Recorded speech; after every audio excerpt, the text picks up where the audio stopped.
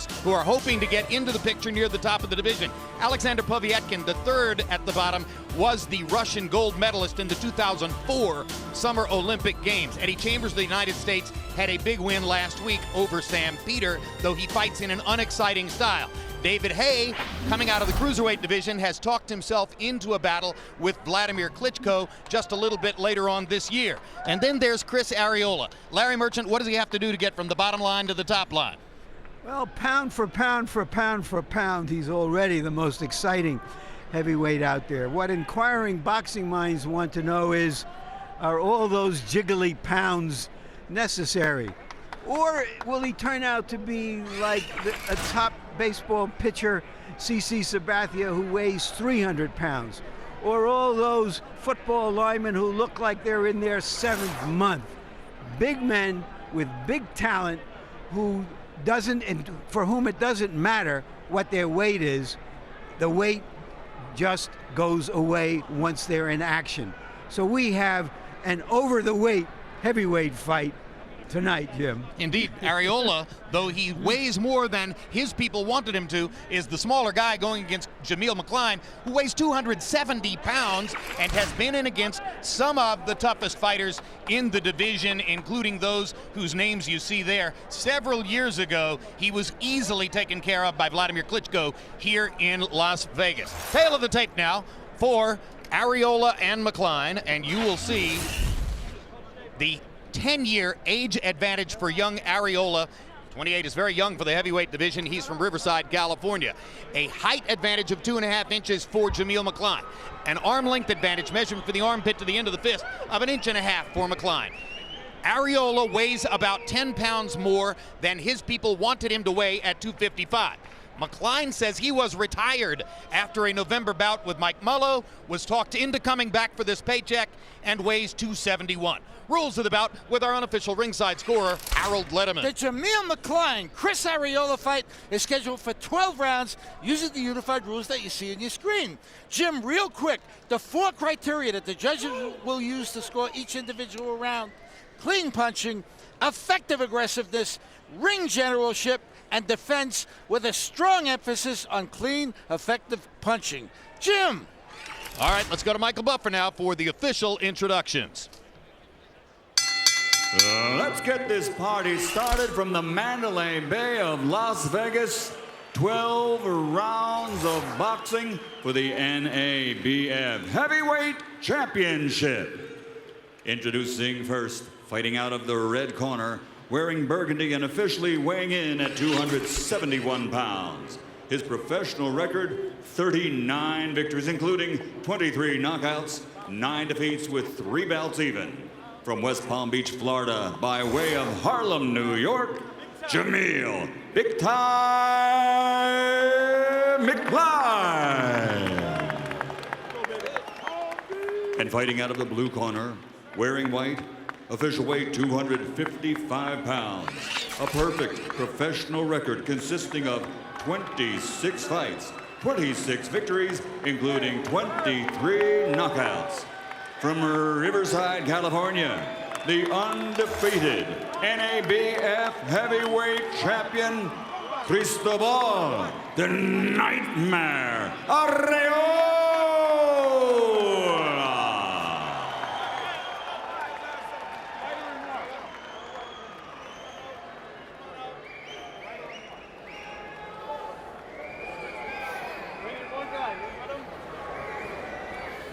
Okay, gentlemen, you both received your instructions in your dressing room. Okay, right here is good, anything below is low. Right here is good, anything below is low. I want a good, clean fight. Obey my commands at all times. Above all, protect yourselves at all times. Let's go. Mccline told us that he's going to fight like the Klitschko's, using his big jab primarily. Arreola says he's got to convince him right from the bell that he made a wrong decision by coming back.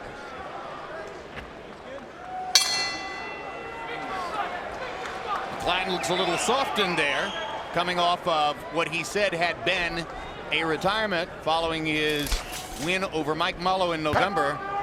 But then Arreola looks a little soft in there also. Both are pretty big hitters. Mccline knocked Sam Peter down 3 times last year in what ultimately turned out to be a decision loss. Arreola got in trouble against Travis Walker in his last fight, but rescued himself with a big punching dynamic knockout. All of Jameel Mccline's fights, he always starts off very good, and seems somewhere halfway through the fight he loses his concentration or whatever, and that is what he said he would not do today. But you know, he has a good chin, so it's going to be a very interesting test for Arreola to see if he can knock out Jameel McCline. At this stage, nobody's did that. It's interesting that Arreola has been going to the body. You can practically bury his glove inside of McCline's jelly belly. Both guys look a little soft, but I don't think that either one will ever be winning any muscle man contest. It's just the way they're built, and they will always be that way, I think.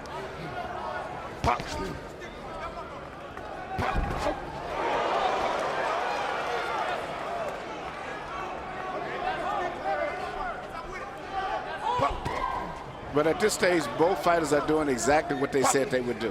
Jameel said he was going to settle down and relax and try to use his left jab, much like he saw Latimer Klitschko do, and not get engaged in too many exchanges. And Arreola said he's going to come out and try to get respect by trying to hurt McCline early in the fight. Arreola had a pretty good amateur career, Emmanuel, as a light heavyweight. Says that he did not expect to become a heavyweight fighter. Here he is at 255. Is this an entirely different style of fighting, a whole different enterprise than that which he was involved in as a light heavyweight, and what he would have thought he might have done as a professional in weight class type boxing? Yeah, he was, as an amateur, he was a gangly guy. He was tall at 6'3", fighting at 178 pounds when he was a national champion. But right now his weight is filled out like a lot of guys as they get older, and he seems to be handling it pretty good, even though I think he could be maybe 10 pounds lighter, but he's a big man. He's going to be a big man all of his life. And he fights with reckless abandon, and he has punching power in both hands. And already there have been a couple of facial expressions from McCline in the first round that suggest that he is interested and maybe surprised by Arreola's punching power.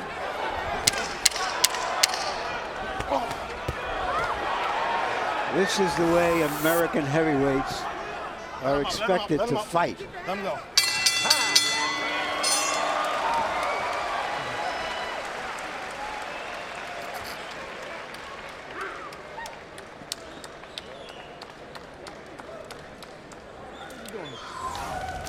Working behind the jab, okay? Get that jab, double, triple, working the jab, all right? Keep the head and waist moving just as you are. Good job. Awa. Here. Good round, under control, okay? Good round, under control. Okay, don't drop your head in front of this guy. Don't bend over in front of him, all right? You give him a chance, man.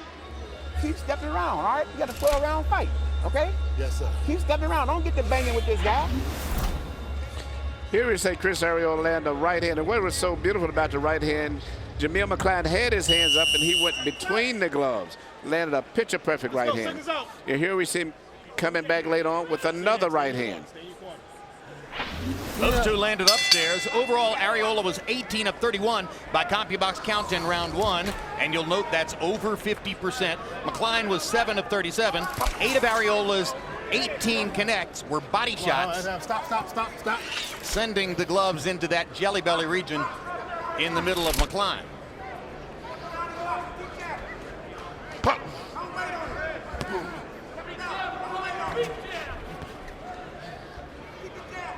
Larry, you finished the last round by saying this is the way American heavyweights are expected to fight. Elaborate. Well, all the top American heavyweights, the ones the public has taken to, are guys who have some ability to capture your attention. You know, aside from Ali, almost all of them were aggressive fighters who could take a punch and are willing to go out there and do this, right what Arreola is doing now. Well, you know, really glad we're saying that about the America, but really think about it. Further, it's none of the heavyweights too much out here for the most part are coming out aggressive. Most of the guys that our top fighters are really technical, laid-back fighters, outside of probably Vitaly Klitschko, who's an aggressive guy. So it's just refreshing to see any heavyweights that come out and try to be aggressive and be intense and throw power punches. Well, the European heavyweights, you know, are guys who stand up, have good jabs, they're good fighters, but they don't do this kind of thing. No.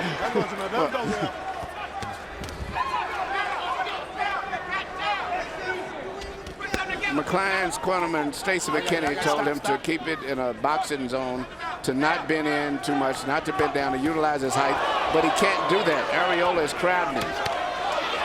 Arreola continues to land his right hand with regularity. He's landed several right crosses in the first 2 rounds. You saw him slip in a good right hand uppercut there moments ago. He's not a power punching heavyweight. He's a combination punching heavyweight, which is rare these days. Good, strong puncher, not a power puncher who's likely to take you out with one big shot early in a fight. Let him up. Stop. Nobody might take you out with 3 or 4 big shots early in a fight. Yeah, Exactly. None of his last 6 fights over 2 years have gone past 3 rounds. There's a lot of power punches thrown this fight so far, just for 2 rounds for a heavyweight fight.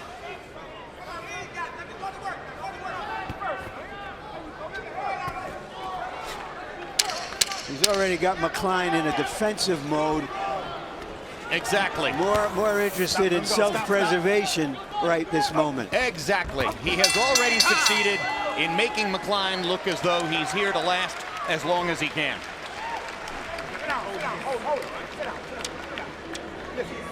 Tuesday, Real Sports profiles Phillies manager and World Series winner Charlie Manuel. Manuel has overcome great odds and personal challenges to reach the top of his profession. You gotta watch your holding. Yes. Okay. You wait when I tell you to break. You got it. Use the jab, Jameel. Put your shot straight down the center, okay? There you go. Don't be careless, though. Keep moving the head and waist. Good job. Come on. Right. Good job. Okay. Big towel. You ain't got nothing else trying to jab. You're trying to walk you with the right hand. So good job, okay? Here we see Arreola land another right hand. And all of those punches he's landing are very short. He's getting very close. He's not throwing any punches from long distance where he can get out of position. And he's crowding Jameel, and Jameel doesn't have time to protect himself because he's getting very close before he punches. CompuBox numbers in the second round. Arreola 20 out of 50. Mccline only 5 out of 33. Arreola with 7 more good body shots in that round to go with the 8 in round 1. So 15 times already he's pounded his gloves into Mccline's midsection, trying to take some of the fight out of the bigger man. Let him go. Mccline has not been able to establish that solid, dominating, powerful jab that he had planned and his corner wants him to do. His jabs are there, but they're not that type of a strong jab and where he can maintain distance. Yeah, Arreola is walking right through him and getting close, then he punches.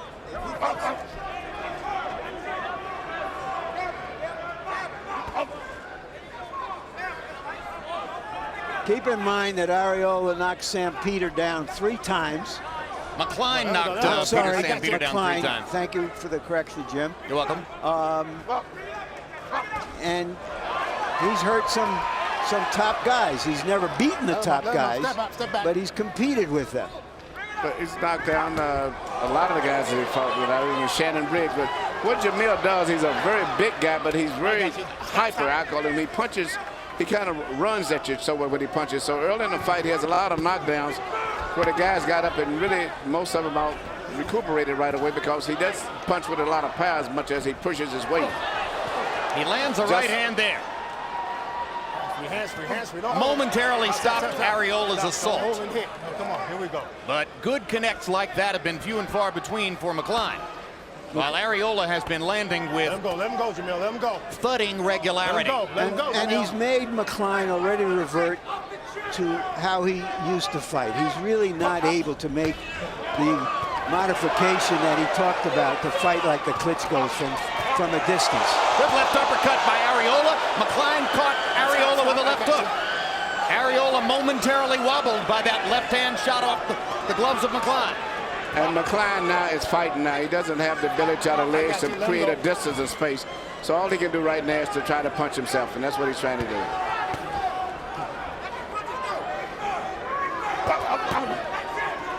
Another good quick left hook inside by McCline. And that's when you have to watch him. That's where he gets those knockdowns, because he pushes forward and pushes his weight into you, and you can get knocked down very easy, just like he did there. Again. This has been the most active round so far for Jameel Mccline. Maybe he's shaking off a little rust here. But the fight looks like it's moving in a direction where it would favor Arreola, because Arreola is fighting more at the distance and the space that he would like to fight at than McCline. Good uppercut with the left hand by Arreola. He's had 2 of them in this round. Mccline trying to land another left, and he does. Clocks Arreola with 2 left hooks in the last several seconds of the round, and that got the crowd excited. Hey. He's trying to let you get off and then catch you unexpectedly, okay? Keep the hands coming back, chin tucked, right? Keep doing as you're doing. Listen to me. As you come forward, I need a little more head and waist movement, more head and waist movement. Working in behind the jab, you're just walking to him, okay? Working behind the jab. All right, here's a graphic that shows us that when he fought Chaz Witherspoon less than a year ago, Arreola weighed 239. This is the 3rd straight fight. He's well into the 250s. He says he tried to take up some weightlifting. Must have been some heavy donuts. Talk to me. Good? Go. Great. Good work. Well, McCline found the Keep punch little by little. to get into Arreola, that short, big left hook. Can Arreola defend against it? Can McCline keep landing it? And let's see if McCline landed enough of those left hooks to win a round. Harold, how do you have it through 3? I gave him the round. 2 rounds to 1. 29-28. Chris Arreola. Jim, I got to tell you, Jameel Mccline finally figured him out. Landed some awful nice left hooks in that 3rd round. You know, you can't count out a big guy that can punch. Interestingly enough, Jameel Mccline wears that small size Ray Ace glove. They don't make an extra large glove. I think he gets more power with that small size glove. Be as it may, Chris Arreola walks right in. Did real well in the first 2 rounds with them right hands and the body shots. But in round 3, Jameel Mccline did tag him. Very interesting fight. 2-1 Arreola. Power punches through 3. According to CompuBox count, Arreola has quadrupled McCline, landing 49 power shots to only 12 for Jameel. But you score it round by round. And the 3rd round was different from the first 2. Now in the first minute of the 4th round, Arreola seems to have settled back into his groove.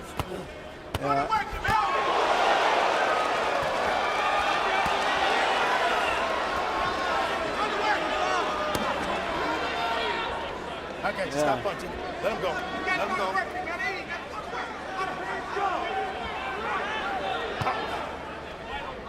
McCline has told us he's in 2 businesses.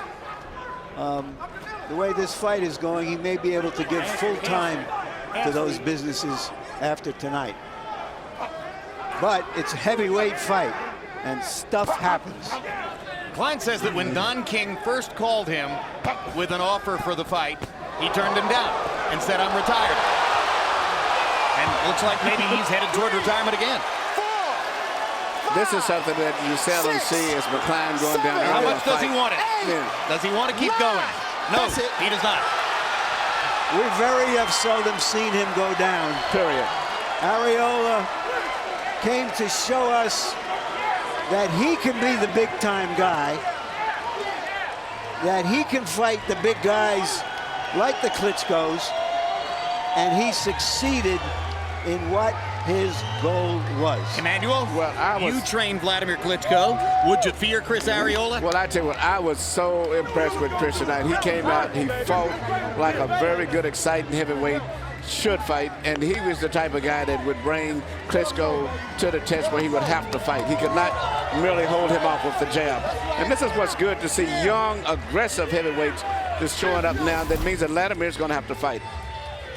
Here's a look at the knockout, and one of the most impressive elements of what Arreola did is that once McCline found a tactic that gained some purchase for him in the 3rd round, Arreola came out and dominated the 4th round, landing 16 power shots to only 1 for McCline en route to this knockout. But you know, it was such a beautiful variety of punches. He shot punches from underneath, over top, from the side. He did everything in the book perfect. But the main thing you could see in his eyes from the beginning, he was determined that he would not be denied tonight. There is a perception in the sport, Emmanuel, that Vladimir Klitschko does not like all-out aggression, and that a fighter like Arreola, regardless of any style deficiency or even conditioning deficiency, might make Vladimir psychologically uncomfortable. He would make Vladimir have to fight. Vladimir could not get away with just holding a jab to hold him off. And this is what I'm excited about, to see young fighters like this. Most of the guys Vladimir's fought recently have been veteran, defensive, survival type guys. That would not be the case fighting Arreola. The center of the story is that Chris Arreola is trying to become the first fighter ever of Mexican or Mexican-American descent to win a heavyweight championship, and if he does, he will be a massive attraction in the sport. Let's go to Michael Buffer for the particulars on the knockout. Ladies and gentlemen, here at the Mandalay Bay of Las Vegas, referee Tony Weeks reaches the 10 count. The end comes at 2:01, round 4. The winner by knockout victory, still undefeated and still the NABF heavyweight champion, Cristobal the Nightmare Arreola.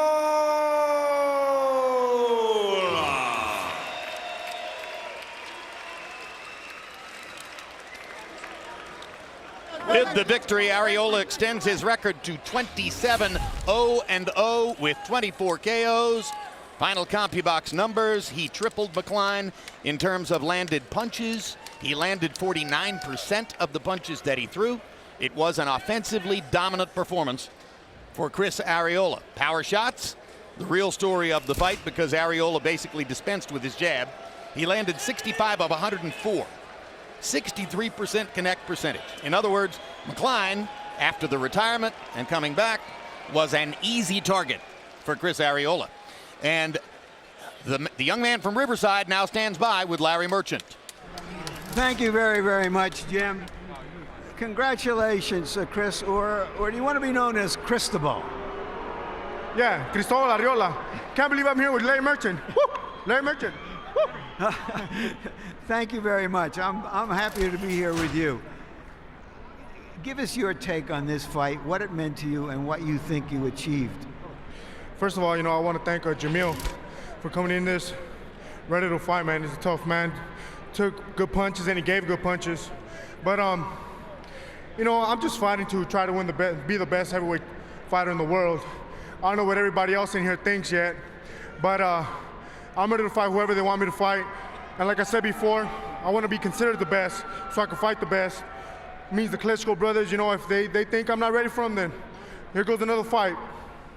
You said to us before the fight that you had to prove yourself, prove your worth. Do you think you proved that you're worthy of that challenge tonight? Honestly, what do you think? I want to ask you, what do you think? Am I worthy? I've thought that for a few fights before, but I want to know because you didn't seem to have convinced yourself. Well, first of all, I want to convince you. I want to convince the fans. I've always been convinced that I could fight the best, but I have to beat the best so I could fight the best, and I feel like I beat the best tonight. Did he hurt you with some of those left hooks? To be honest, no. I came in here ready. I had some big sparring partners myself. They call them sparring partners, but they're my friends. Like Cesar Salif, Big Rod, and Lance Whitaker. They came in there and worked my ass off. To tell you the truth, I've been buzzed more in the ring and the sparring. Do you need to fight a bigger challenge next if it's not a Klitschko, or do you want to go to a Klitschko quickly? Whatever my promoter, Dan Goosen and Al Heyman say, I don't care, man. Like Sugar Free says, you got to stay ready, so you got to get ready. Thank you. Congratulations on an outstanding fight. Otra cosa, le quiero decir a toda la gente que vino de aquí, todos mexicanos, la gente latina, muchas gracias. Aquí está otro, como digo, vamos a traer varios más. And another thing, I want to thank Ernie for making my shorts a short notice. And, everybody out there at Yard House, we're going to go party. And one more person, thank you very much. Thank you again. Chris. Thank you, man. Appreciate it, man. Okay, big guy. Good fight, man. Go ahead, man. See you at the top, baby. Thank you. All right, Jameel, you've been in with a lot of the top heavyweights of the last decade. You're not at the peak of yourself. What did you think of this young Well, lion. listen, I mean, he beat me. You know, that's the bottom line. He beat me. He's a young, strong kid. And listen, you know, I should have. I didn't have a lot of time. I got called in on 6 weeks' notice, but that's no excuse. You know, the kid came in there and did what he's supposed to do, and we'll see him. We'll see what he does next. Do you think he has the ability to beat the best guys out there, including the Klitschkos? Chris is a very good fighter. I'll see him fighting for a title very soon. You're not committing that. I'm sorry? You're not committing. You're not